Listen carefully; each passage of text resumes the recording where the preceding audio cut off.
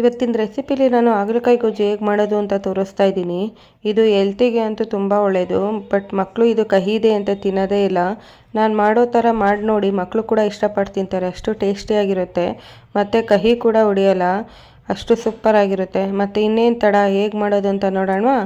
ನೋಡೋಕೆ ಮುಂಚೆ welcome to our YouTube channel Diya Disha vlogs.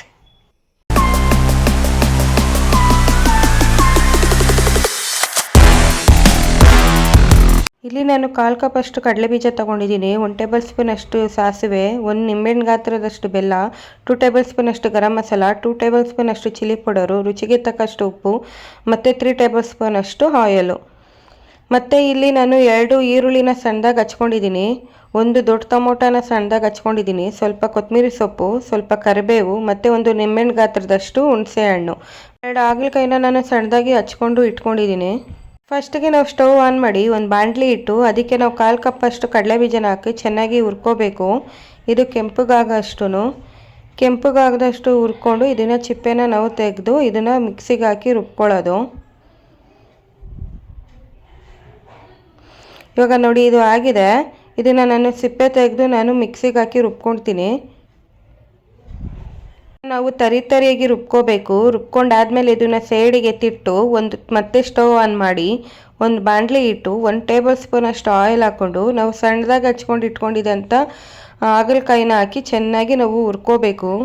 ಅಂದರೆ ಈ ಥರ ಹುರ್ಕೊಳ್ಳೋದ್ರಿಂದ ಕಹಿ ಎಲ್ಲ ಹೋಗುತ್ತೆ, ಅಷ್ಟು ಕಹಿ ಹೊಡೆಯೋದಿಲ್ಲ. ಇದೊಂದು 10 to 20 ಮಿನಿಟ್ಸ್ವರೆಗೂ ನಾವು ಚೆನ್ನಾಗಿ ಈ ಥರ ಎಣ್ಣೆಯಲ್ಲೇ ನಾವು ರೋಸ್ಟ್ ಮಾಡೋದ್ರಿಂದ ಟೇಸ್ಟ್ ಚೆನ್ನಾಗಿರುತ್ತೆ.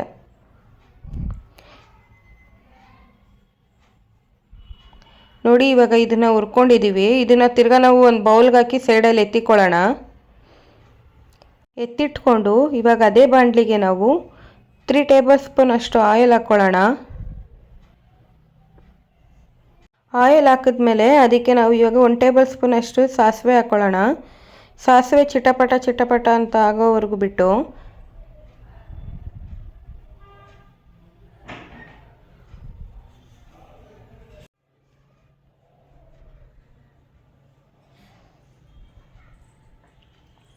ಇವಾಗ ನಾವು ಸಣ್ಣದಾಗಿ ಹಚ್ಕೊಂಡು ಇಟ್ಕೊಂಡಿದ್ದಂಥ ಈರುಳ್ಳಿನ ಹಾಕ್ಕೊಳ್ಳೋಣ.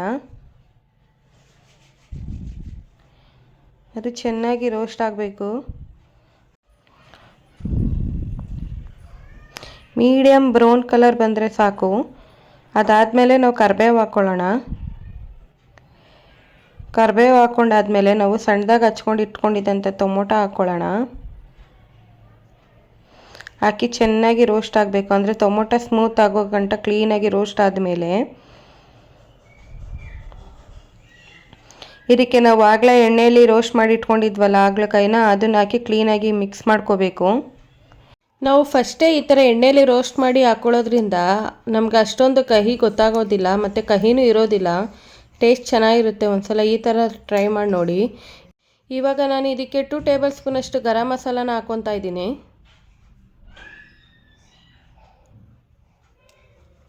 1/4 ಟೇಬಲ್ ಸ್ಪೂನ್ ಅಷ್ಟು ಚಿಲ್ಲಿ ಪೌಡರು, ಆಮೇಲೆ 1 ಟೇಬಲ್ ಸ್ಪೂನ್ ಅಷ್ಟು ಉಪ್ಪು ಹಾಕ್ಕೊತಾ ಇದ್ದೀನಿ. ನೀವು ಉಪ್ಪು ನೋಡ್ಕೊಂಡು ಹಾಕ್ಕೊಳ್ಳಿ. ನಾನಿಲ್ಲಿ ರುಚಿಗೆ ತಕ್ಕಷ್ಟು ಹಾಕ್ಕೊತಾ ಇದ್ದೀನಿ.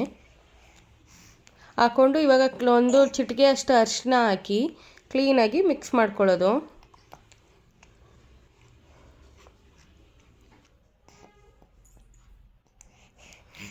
ಹೀಗೆ ನಾವು ಒಂದು 5 to 10 ಮಿನಿಟ್ಸ್ವರೆಗೂ ಚೆನ್ನಾಗಿ ರೋಸ್ಟ್ ಮಾಡ್ಕೋಬೇಕು. ಆಮೇಲೆ ನಾವು ಆಗಲೇ ತಗೊಂಡಿದ್ದಂಥ ಹುಣಸೆ ಹಣ್ಣನ್ನು ನೆನೆಸಿಟ್ಟು ಆ ಹುಣಸೆ ಹಣ್ಣಿನ ರಸನ ಇವಾಗ ಹಾಕ್ಕೋಬೇಕು. ಹಾಕ್ಕೊಂಡು ಕ್ಲೀನಾಗಿ ಮಿಕ್ಸ್ ಮಾಡ್ಕೊಳ್ಳೋದು.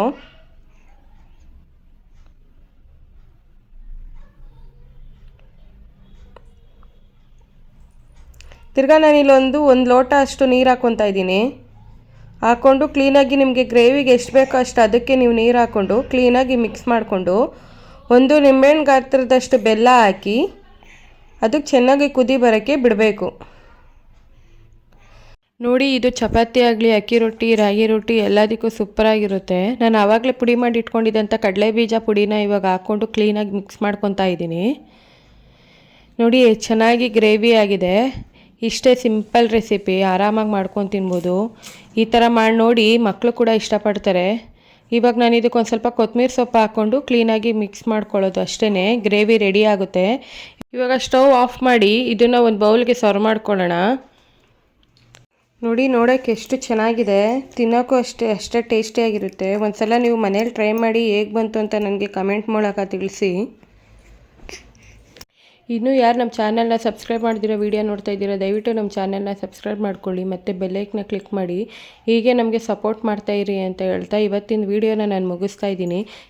Thank you for watching. Bye.